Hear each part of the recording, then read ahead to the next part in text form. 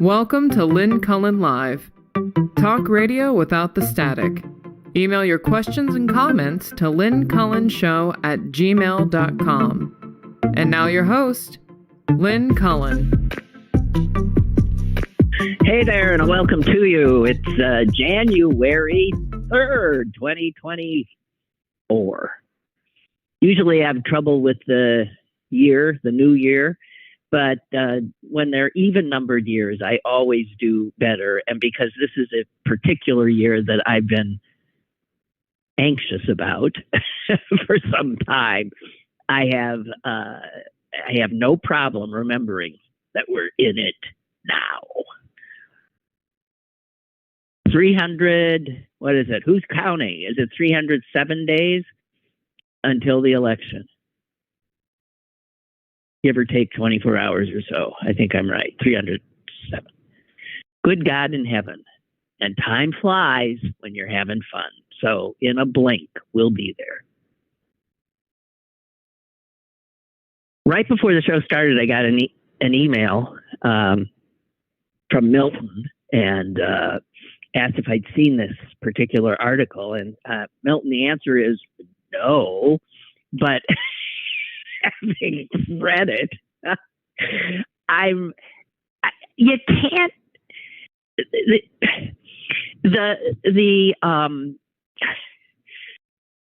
The extraordinary disconnect between how Republicans, candidates, and the party itself present themselves to us, what they value, or the things they are trying to preserve, the tradition, and all of that.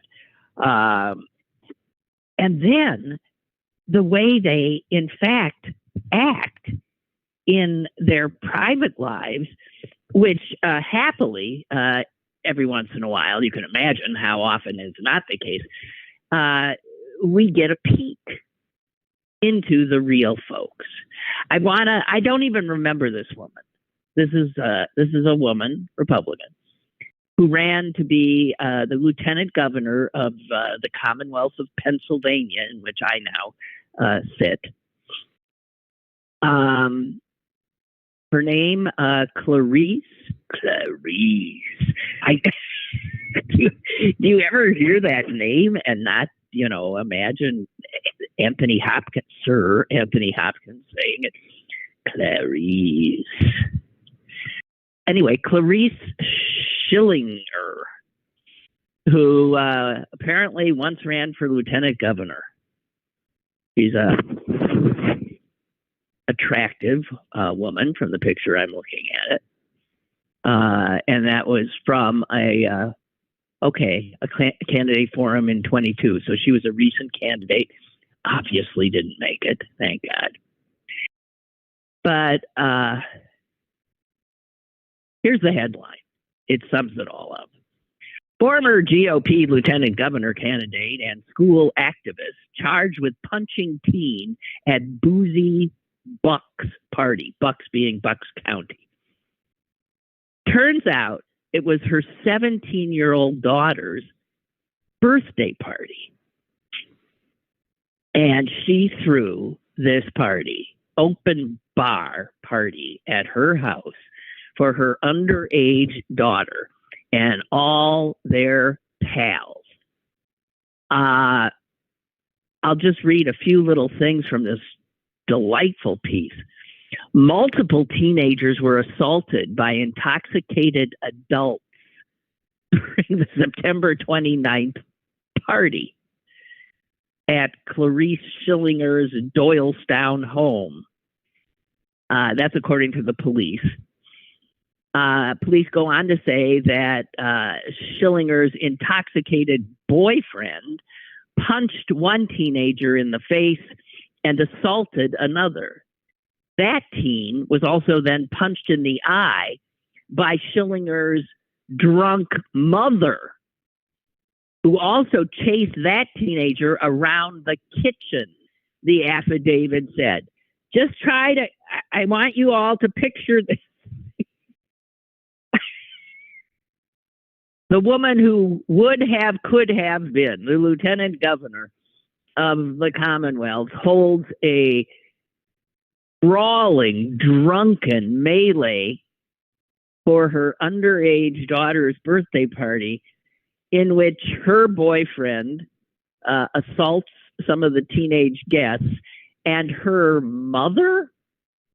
So we got the grandmother of the birthday girl drunk as a skunk chasing a teenage boy around the kitchen. I'm loving this. I mean, I'm reveling in it. It says here, as these apparently now terrified teenagers try to escape the terrifying Clarice's house, Clarice ordered them to stay. She then punched one kid in the face 3 times, according to police. And they said they have video footage. Well, okay, like good Republicans, apparently they are surveilling themselves and their guests at all times. There's video footage showing Clarice lunging toward a group of teenagers in her foyer and having to be restrained. God in heaven. This is a woman who was actively involved. Her whole candidacy was about the schools going to hell in a handbasket. That's right. The schools indoctrinating our children and turning them into who knows what, as opposed to, obviously, her great parenting skills. She has been charged with assault, harassment, and providing alcohol to minors. Her attorney commented, Ms. Schillinger has dedicated her life to public service. Public service of vodka to underage children. You can't make it up. Milton, I want to thank you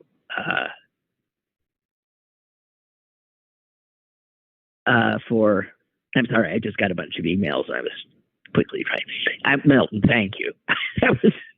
that was not how I was going to start the show, but that was just such a delicious.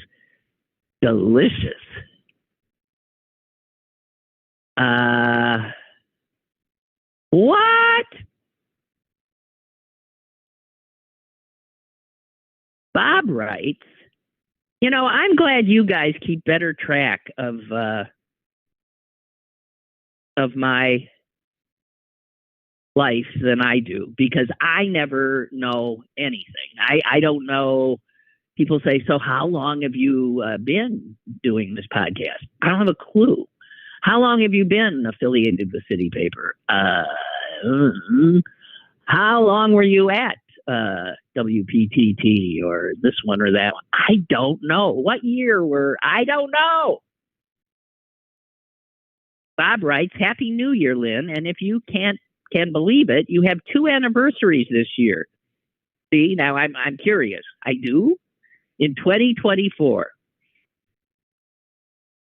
For God's sakes, he says the first anniversary is your 15th of your return to Pittsburgh Talk Radio when you first signed on to Pittsburgh City Paper's website in August of 2009. What? I've been 15 years at City Paper? God damn. That is news to me. Thank you, Bob. Hey, let's throw a drunken brawl and punch teenage boys. Chase them around the kitchen. Sounds like it could be fun. And my second anniversary, according to Bob, will be in October, where I'll be October, I will be in a straitjacket. You can come see me at Western Psych, I have a feeling. I will be such a wreck in October. Weeks before this election. Anyway, he says, October is my second anniversary. That will mark the 20th anniversary since I was on C-SPAN. Yeah, a week before the 2004 presidential election. I'll never forget that. I still have on my phone and on my computer, well, I haven't looked, it's over more than 1,000 emails that came in that day. I've read more thousands. I just gave up after a while. Emails were pouring in from all over the country. I mean, some of them were so amazing. I even ended up like, who's the guy who started laughing? Why am I blanking? He was watching and wrote in and said, "Where have you been? I love you. I called Lily. He met Lily Tomlin and told her, you gotta watch this woman." That was 20 years ago. Wow.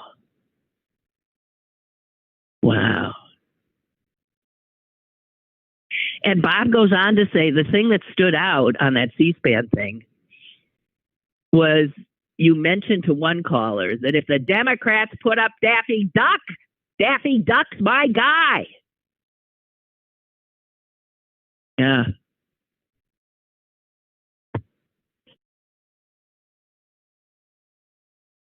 It was John Kerry, wasn't it? We were screwed.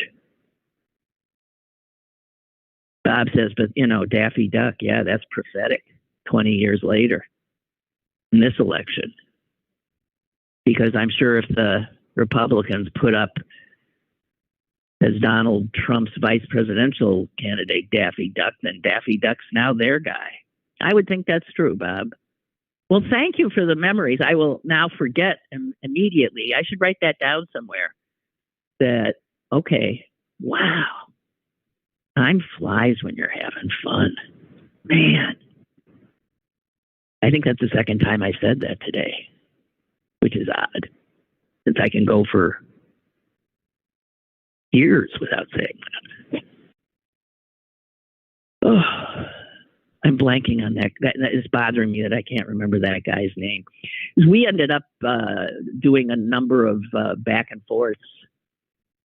And I mean, I was just so blown away that he thought I was good since he discovered Lily Tomlin, Goldie Hawn, all kinds of folks. Why am I blanking on his name? And I looked him up recently, so on a day when my brain was working better, and I did remember his name, thinking, my God, that guy's got to be dead. He's not. At least he wasn't when I looked him up the other day. But anyway, he wanted to he was thinking, he wanted to maybe do something with me.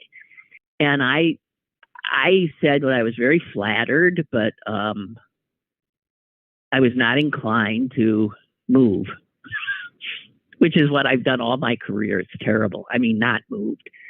I said, I just, I'm a single mother, a young boy, and I just, no. I mean, no. I said, if you think of something that I can do from here, I'm in. That was sort of the end. That was the end of it. I'd only been more ambitious. Okay, so is it going to be another day like yesterday where we don't talk about anything much?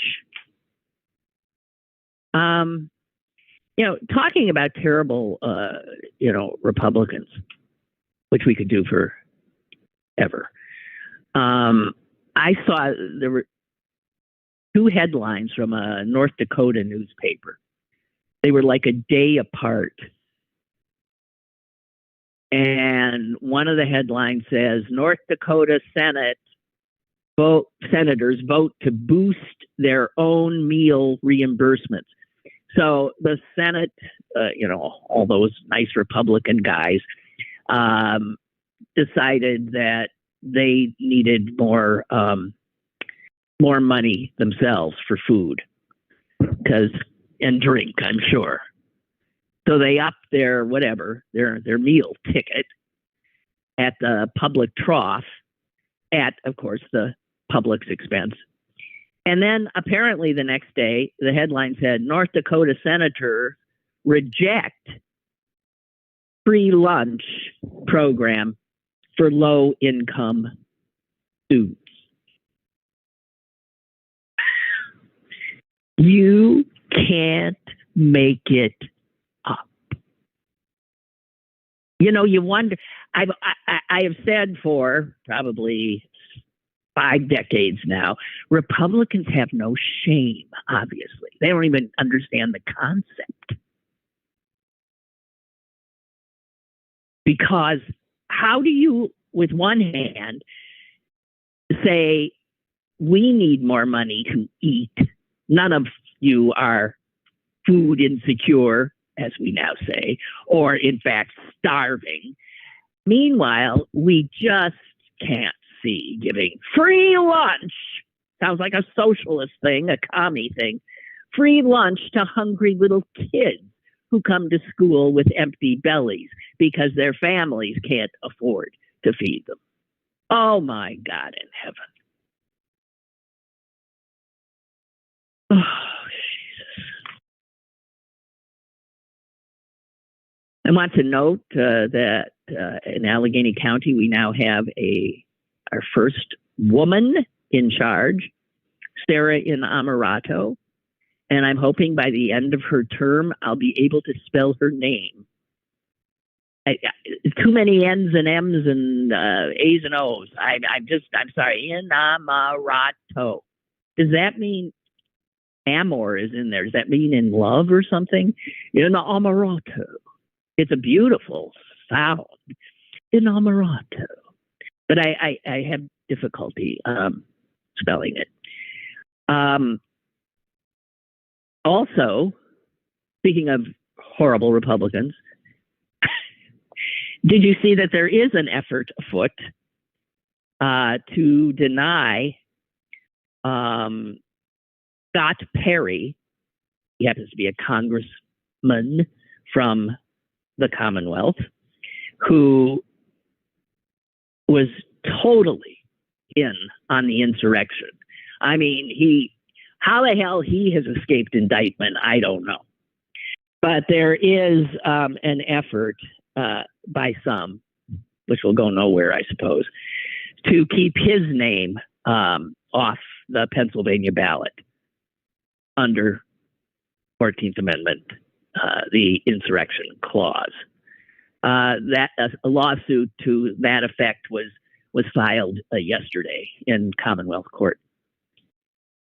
Also, there is another state senator who is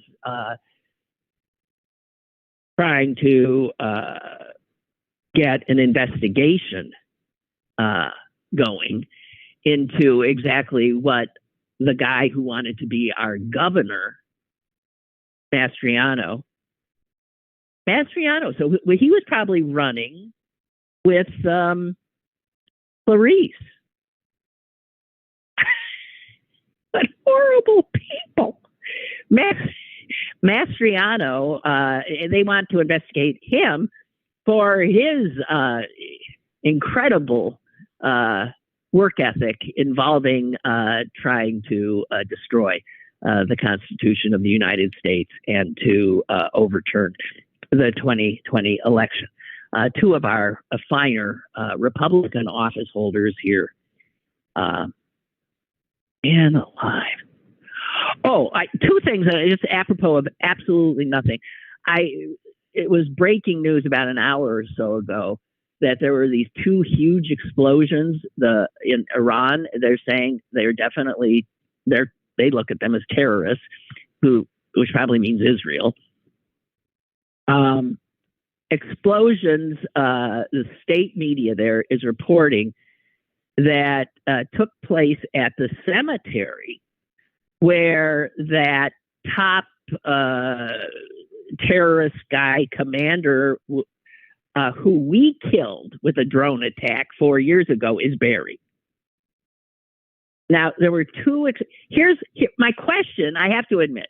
when I saw this, dozens reported killed in blast near Spy Master's tomb.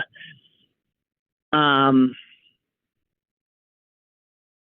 thought, wait a minute. Why would you bomb? Why would you bomb a cemetery? They're all dead. I mean, how? I don't get it personally. But then when I saw that they're saying, you know, dozens of people were killed, that maybe I think cemetery. I don't know about you. I think cemetery, and I think dead people. And I'm thinking if I were a terrorist and I wanted to target people, that I would probably prefer living people if spreading terror was what I intended to do. I don't know. So that's an odd one, and I will await further explication. Okay, here's another thing I saw.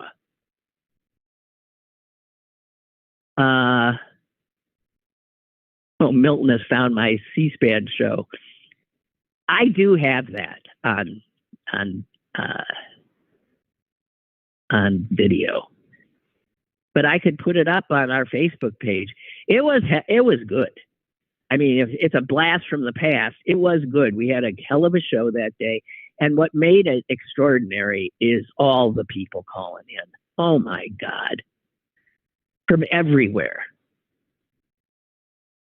It was pretty amazing. I was blown away. I think because the cameras are running when we had to go to commercial. Because the show's format was as it was, but C-SPAN doesn't do commercials. So when I would throw away to a commercial, the C-SPAN audience got to look at me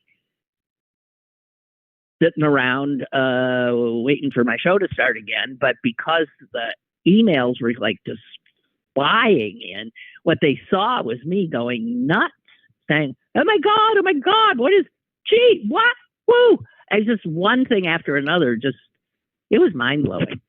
It really was. But here's this other thing I saw. It's a sports thing. In women's basketball,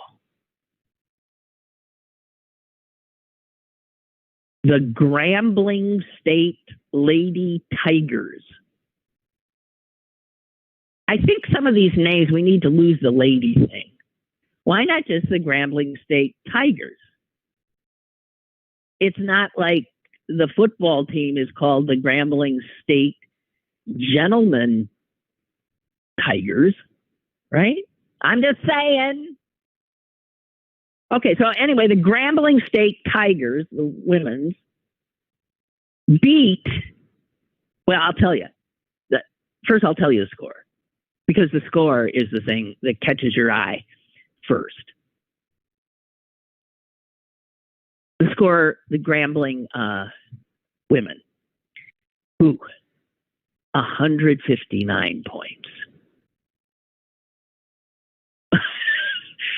159 points.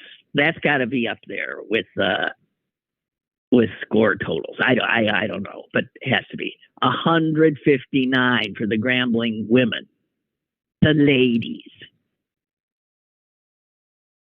The team they were playing scored 18. 1-8. The score was 159-18. Now I ask you, that's not a game. That is not a game. It's not a fair fight. It's not a game. It's a rout. How the hell? I thought, how the hell can that even be allowed? And then I saw who the Grambling State Lady Tigers were playing. And it explains it all. They were playing, and I have to say, I never heard of this school. They were playing the College of Biblical Studies, who apparently don't have a name, like the Saints. That's what they should be. The College of Biblical Studies Saints. But so Grambling State Tigers, 159, the College of Biblical Studies, 18. Yes, and in fact, that was a difference of 141 points, and it is the largest margin of victory by a Division I women's basketball team in history. But what? I mean, all of this begs a ton of questions. The College of Biblical Studies has a women's basketball team, kinda. I mean, they must have uniforms and suit up and what? Maybe they're into like self-sacrifice. They're sort of into, maybe they, I can't even imagine. I mean, I'm sorry. Geez. I mean, at a certain point, don't you just call a game like that? Don't they ever do that anymore? Like, come on. I mean, just to, I don't know, ridiculous. It ain't no fair fight. I'm just saying. So I saw here, I was doing factoids with Susan yesterday, and here was one of the factoids I saw, which I found incredible. In the United States, there are as many as 6 parking spaces for every one car. So there are 6 times the parking spaces in this country than there are cars. Which again begs a whole bunch of questions. Like, where did they put those spaces? Like, where are they hiding them? Why aren't they where people need them? I'm just saying. How come I can never find one? There's 6 spaces to my car, and I can't find one? Thank God.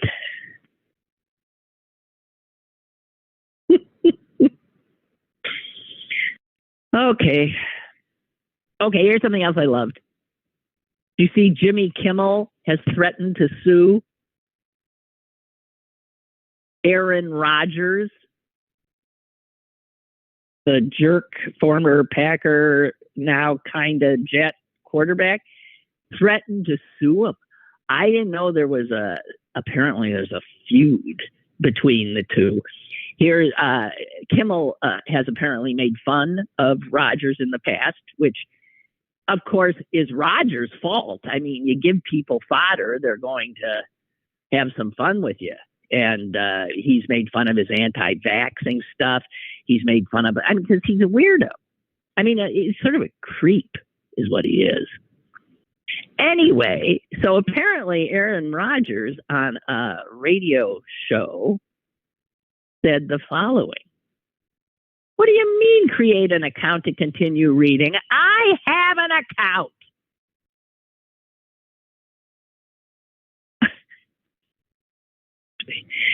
All right. He had said, there's more than one way to skin a cat. And sorry, this is taking so long. So Roger said, I'm on my phone now, which knows I have an account, opposed to my ever. He said on the show that, the names that have been redacted from the court documents in Jeffrey Epstein, the convicted dead sex offender person, they're about to be released. They had been kept under seal by the court. The names, I guess, that Epstein had, all the guys he was helping. Whatever, who knows? Anyway, Roger says, that's supposed to be coming out soon. There's a lot of people, including Jimmy Kimmel, are really hoping it doesn't come out. That's what he said, suggesting that Jimmy Kimmel was on the convicted sex offender who supposedly hung himself, whatever, his list, his little black book. Kimmel was not laughing.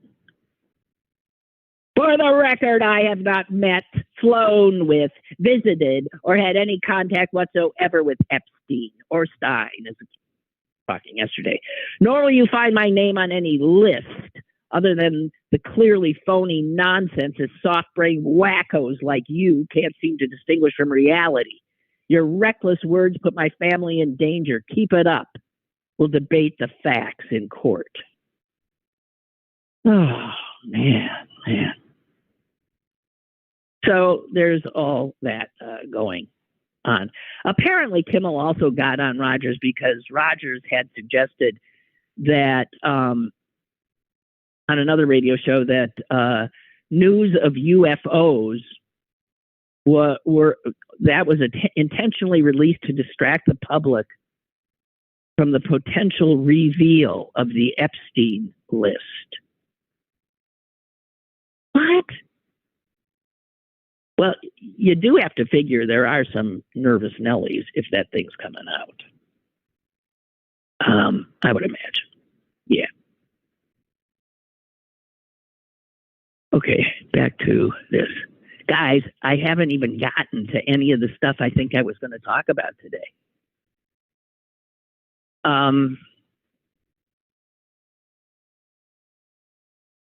Okay. Excuse me. I saw an obit today. There were so many obits in the when I was on this holiday vacation, and some of which I suppose I'll share with you. Again, they're dead people; they ain't going anywhere, so I'll be able to talk to you about them. I saw one today that I did not know this guy or of him, but maybe you in Pittsburgh did because he was a star football player for the Cleveland Browns back in the day, Frank Ryan. But what was interesting about his obit is that, he was a good quarterback. He went to the Pro Bowl 3 times, took the Cleveland Browns to the '64 NFL championship, and won, which was by the last time Cleveland would have a major professional championship until the Cavaliers, 52 years later, the Cavaliers won the NBA title. But the Browns, they're still waiting for a Super Bowl win. I think this guy took the Browns, to the next NFC championship or NFL championship the next year, but Lombardi's Packers knocked him off. And then the next year was the Ice Bowl where the Packers knocked off. I'm thinking that's true. Anyway, here's the weird thing. And by the way, the Browns, I just read this amazing piece on Flacco, who's come in and never mind. Sports reporters, I just want to say this. Journalists have a tough job. Sports reporters, not so much. Because the stories write themselves. The drama, it's all this constant drama. It's why it is entertainment, professional sports. So unlike if you're dealing with the U.S. Congress, where there are stories, but where there is true consequential stuff happening that truly impacts people's lives, it's a whole different, excuse the pun, ball game. But sports reporters get to play literally in this sport. It's sport. It really doesn't matter. It's thrilling. It's all those things, all those emotions. And so some of the best writing is on the sports pages, because sports reporters are simply, they're given these wonderful stories, human struggles, all kinds of stuff. I mean, you can't screw it up. It's easy. I guess the only thing that is hard about it is knowing which way to go. I mean, if you're a lousy writer, you're a lousy writer. But if you're a good writer, sports, what fun. Anyway, I don't know why I went off on that digression. So while the guy, this Ryan, who by the way died at the age of 87, while he was and by the way, donated his brain to the CTE studies, because he did end up with Alzheimer's late in life, but always felt that it could well be a result of, his having played a lot of football. So anyway, but that brain that he donated was prodigious. While he was playing for the Browns, he was attending school, getting a doctorate.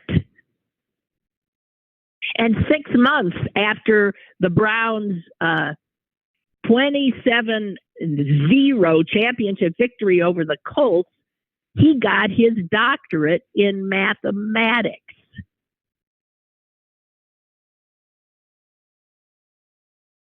His dissertation, I will try and attempt to read the title.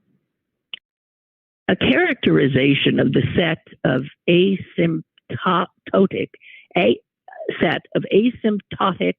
values of a function holomorphic in the unit disk. Yeah, that is apparently in English.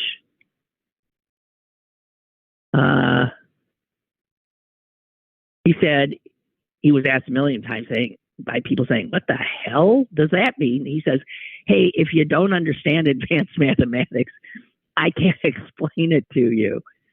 So he's this quarterback by day, and by night he's studying and getting his PhD. And so while playing for the Browns, he's doing all that. Then he becomes a professor of mathematics while playing for the Browns. Wait, I got there. I think he was a professor at night at Case Western. Is that possible? Well, they weren't paid well back then. Well, professors weren't either, but maybe if you put the two together, you have a reasonable. He goes on to teach at Yale. He goes on to head a staff of more than 200 people in the 1970s for the U.S. Congress, in which he introduced computers to the United States House of Representatives and created their electronic voting system. I mean, wow. People. Some people. Yeah. Yeah.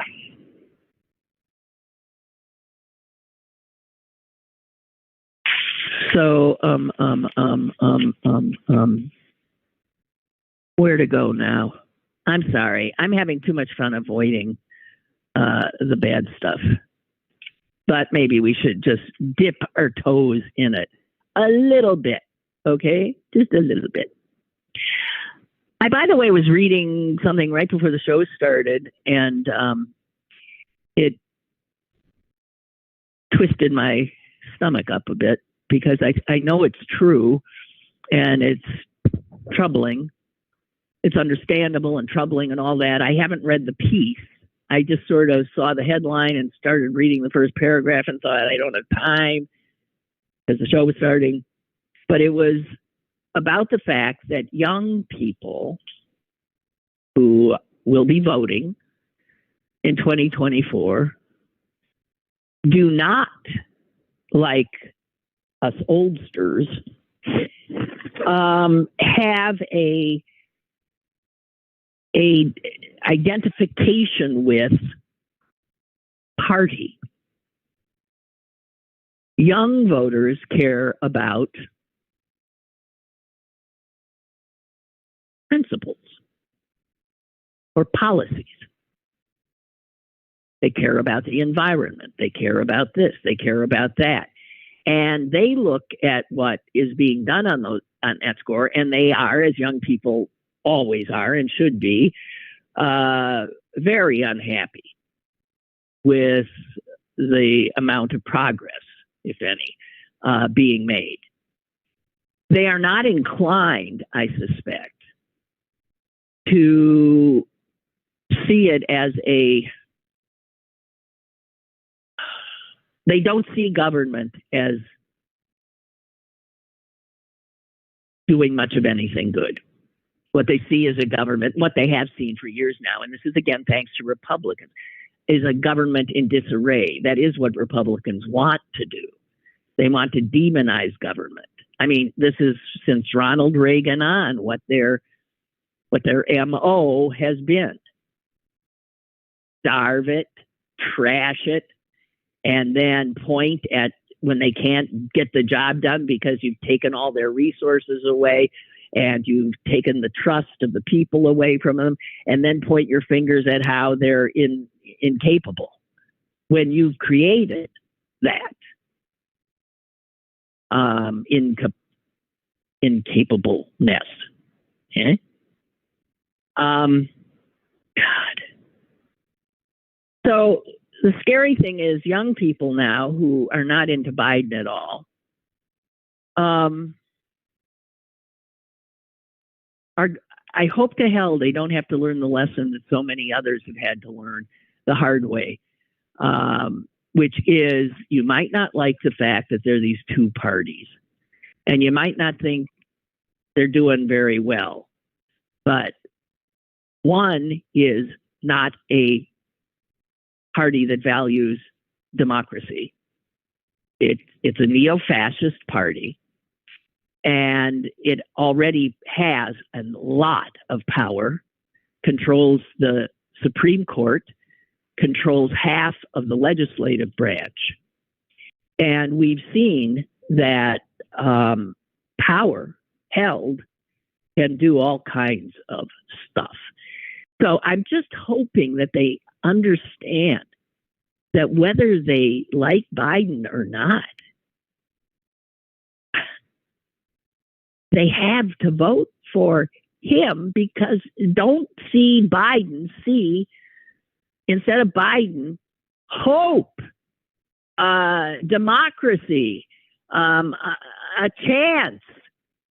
If we have Democrats in power, we can change the makeup of that Supreme Court. We can start getting things done. They've gutted so many things that these young people do care about.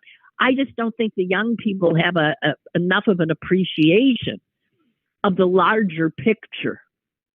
And also that it's damn frustrating how hard it is to make progress in what is a rather corrupted system, corrupted again by the Supreme Court because of the money it has allowed to infiltrate our political process. I don't know. So that just scared me. It did.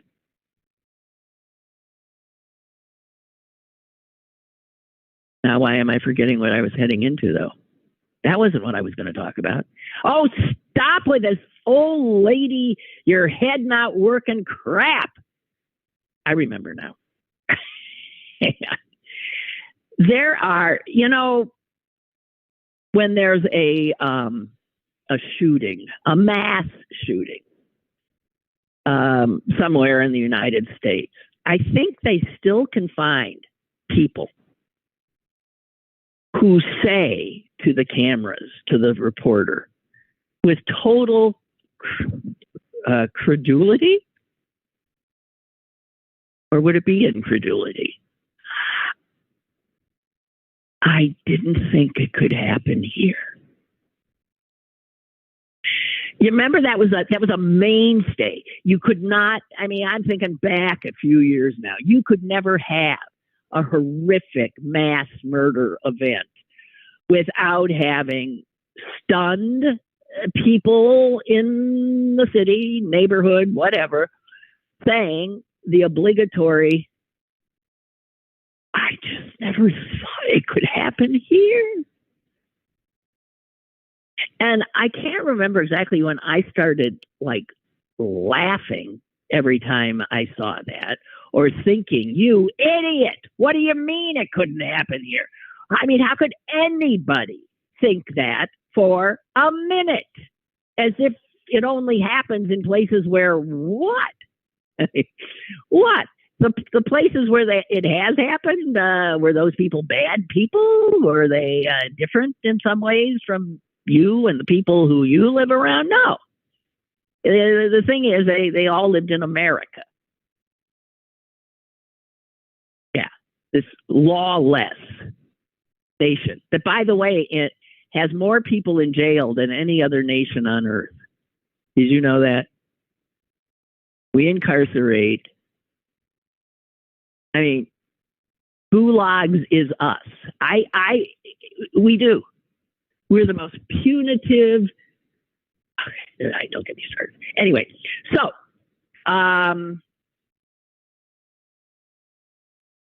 after the mass shooting thing, and I didn't think it could happen here. The comment that is made that drives me nuts. It's taken over. And I hear it coming from mostly politicians and from pundits, people opining on whatever horrors are happening at the moment. And they say, this isn't who we are.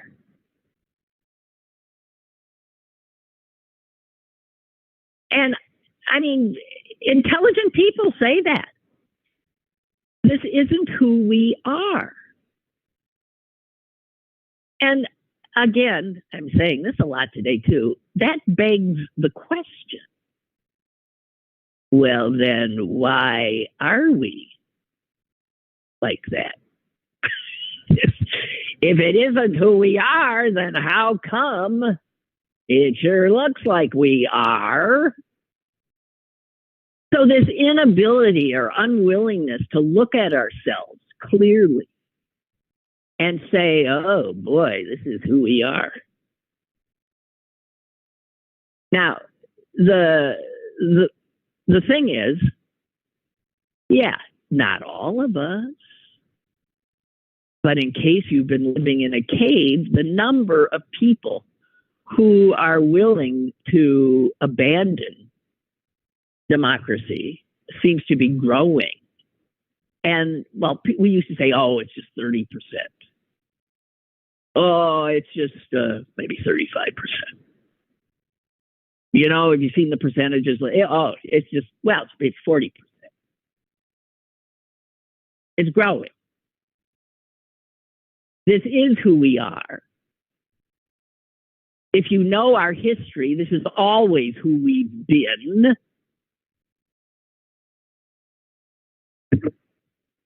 There was never any fear. I have said this a million times in this country, which was always the fear that was, that the Republicans prospered on, that this country would go commie. There was never any chance of this country going commie. there was the chance of it going fascist. Americans are much more comfortable with a fascistic arrangement. And now we're seeing how much. Always have been. Communism, not so much, because communism is, butts heads with American individualism as it's understood. Fascism, no, that comes comfortably and always has. We just sweep it under the rug, like we sweep all the unhappy parts of our history under the rug. And that's a Republican thing. That's a policy. They want to make sure students don't actually even learn history. Isn't that amazing?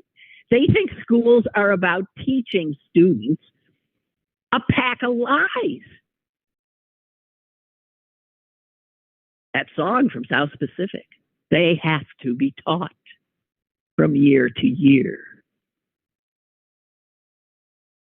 I got that wrong. But yeah, that's one of the lines.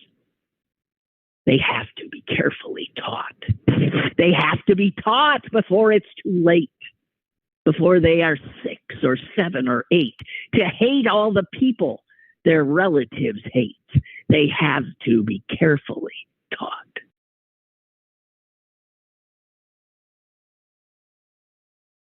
So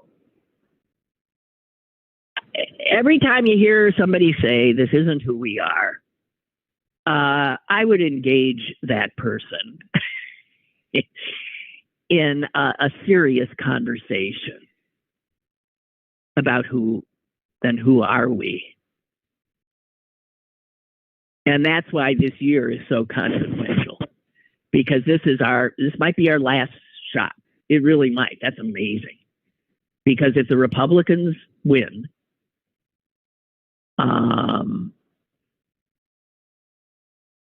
the American experiment, as it has often been called, will have failed. It will be over. So I came upon this, which I really loved. By the way, Karen Tumulty writes in the Washington Post, did a piece on This Is Not Who We Are, which bears reading.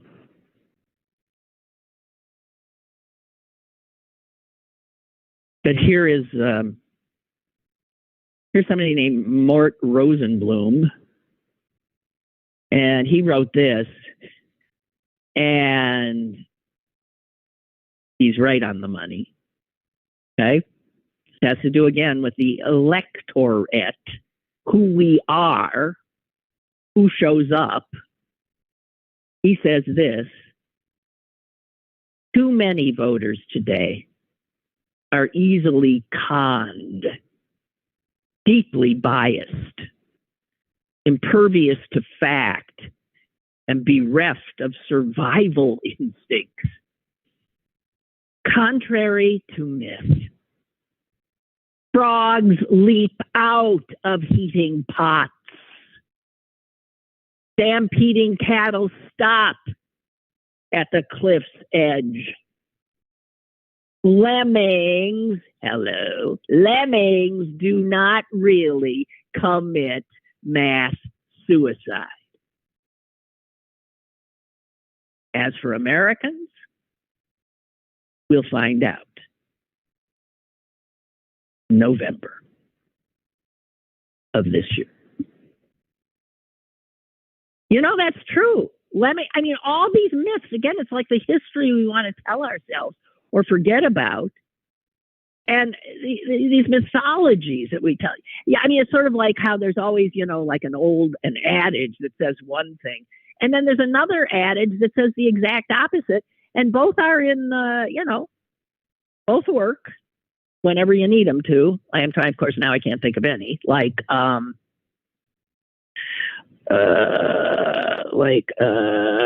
Absence makes the heart grow fonder.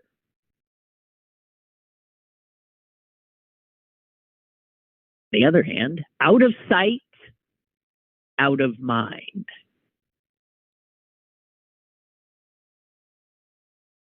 Wisdom. Wisdom is complicated, huh? But how we hold on to these.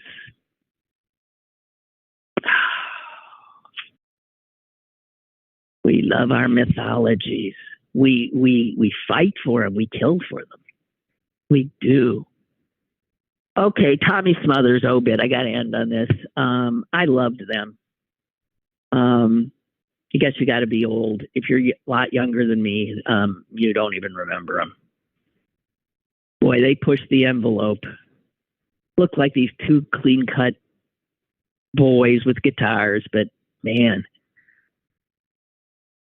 I just love on their show, which drove what was it, CBS?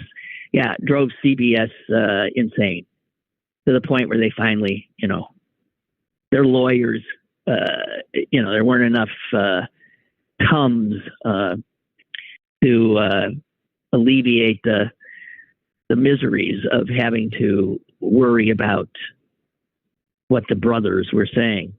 Anyway, I love this one.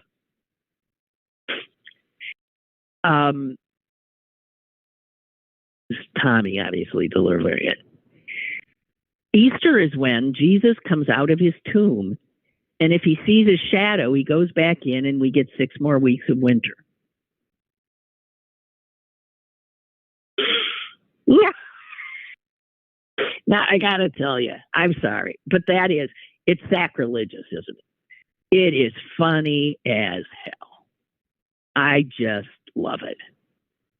Anyway, so CBS finally just nixed their show because it really wasn't working in the South, because Americans in the South especially couldn't handle it, because they were having, black people and all kinds of weird stuff on, and CBS was getting deluged with angry letters from racists. And so racists, because that is who we are, have to be mollified if you're a capitalist, which is who we are, because you got to have their money. So they took them off and replaced them with hee-haw. Lest there was any doubt about what they were doing.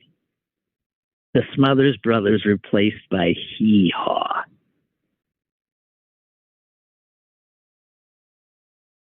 He tried to have Pete Seeger on the show. They wouldn't let him because he'd been blacklisted when they were worried that the country was turning into a bunch of commies, even as fascists were, the McCarthy era was going beautifully because the fascists were on top.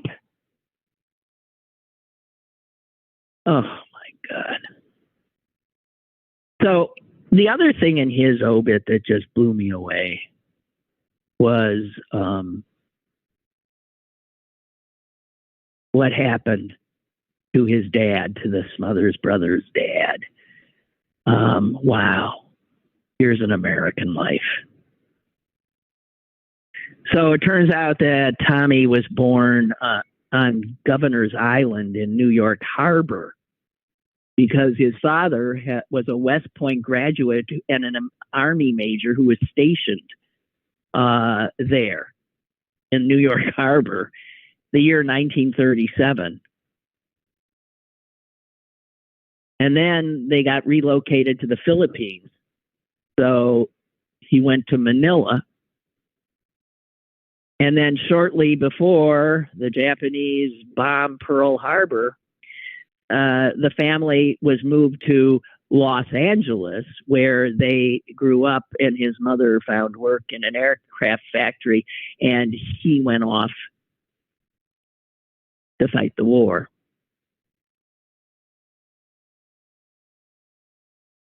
He ended up on Corregidor and was taken prisoner by the Japanese in the Philippines. He survived the Bataan Death March. This is Tommy's dad.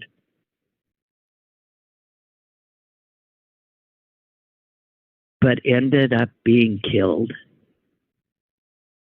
in 1945 by American planes,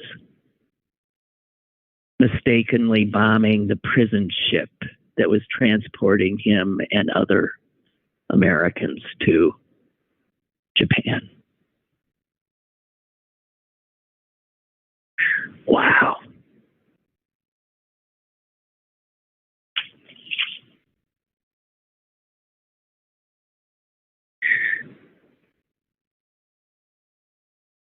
Okay, I think that's it.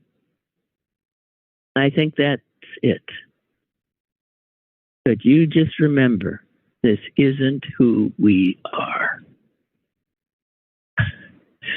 Okie doke. See you tomorrow.